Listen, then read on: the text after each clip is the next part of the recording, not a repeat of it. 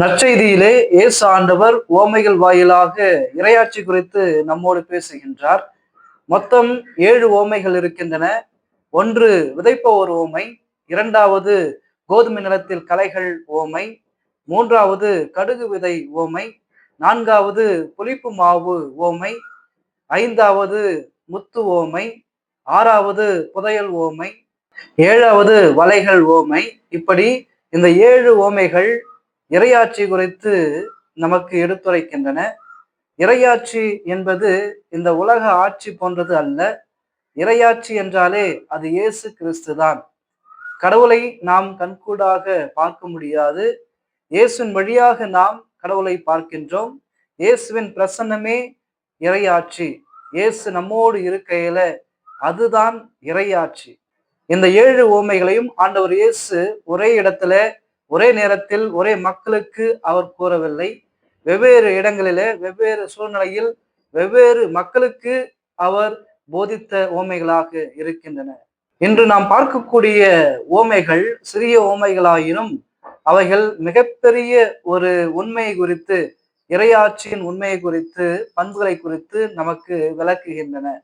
புதையல் உவமையிலே வருகின்ற மனிதன் எந்த ஒரு எதிர்பார்ப்பும் இல்லாமல் அவனுக்கு அந்த புதையல் கிடைக்கின்றது.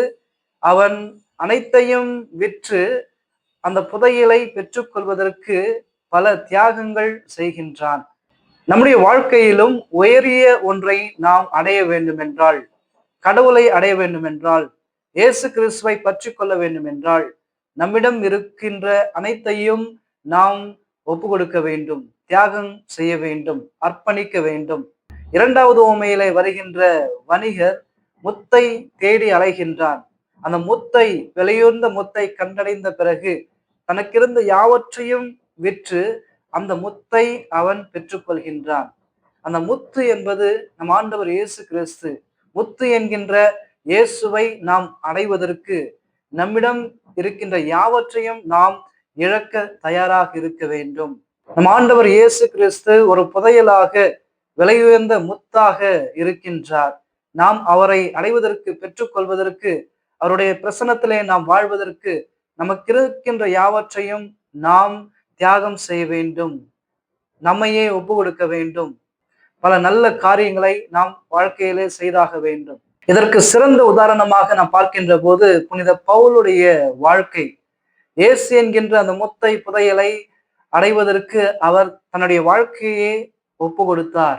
கிறிஸ்துவுக்காக நான் மற்ற அனைத்தையும் குப்பை என கருதுகிறேன் என்று சொன்னவர் தனக்கிருந்த பதவி, பட்டம், வசதி, வாய்ப்புகள் அனைத்தையும் அவர் கிறிஸ்துவுக்காக விட்டு கொடுத்து தன்னுடைய வாழ்க்கையை நற்செய்தி பணிக்காக அவர் தியாகம் செய்தார். இரண்டாவது உதாரணமாக நாம் பார்ப்பது புனித பிரான்சிஸ் அசிசியார். பிரான்சிஸ் அசிசியாரும் ஒரு மிகப்பெரிய வசதியான குடும்பத்தை சார்ந்தவர். தாமியன் என்கின்ற ஆலயத்திலே இயேசு ஆண்டவர் அவருக்கு தோன்றி, என்னுடைய திருச்சபையை நீ கட்டியெழுப்பு என்று சொன்னவுடனே தன்னுடைய தந்தையால் அவருக்கு கிடைத்த விலையுயர்ந்த ஆடையை அவர் அவிழ்த்து விட்டு ஏழ்மையை ஏற்றுக்கொண்டு எளிமையான ஒரு வாழ்க்கையை வாழ்ந்து அனைத்தையும் விட்டுவிட்டு தியாகம் செய்து தன்னுடைய வாழ்க்கை கிறிஸ்துவுக்காக அர்ப்பணித்தவர். புனித பவுலும் சரி, புனித பிரான்சிஸ் அசிசியாரும் சரி, இயேசுவை ஒரு புதையலாக கண்டுகொண்டார்கள். ஒரு விலையுயர்ந்த முத்தாக அவரை பார்த்ததினால் அனைத்தையும் விட்டுவிட்டு தியாகங்கள் செய்து தங்களுடைய வாழ்க்கையை அவர்கள் அர்ப்பணித்தார்கள். நாமும் நமது வாழ்க்கையில இறையரசிலே பங்கேற்க நாம் இயேசுவிடம் வருவோம், இயேசுவை கண்டுகொள்வோம், அவருடைய பிரசன்னத்திலே வாழ்ந்து அவருக்காக நம்முடைய வாழ்க்கையை அர்ப்பணிப்போம்.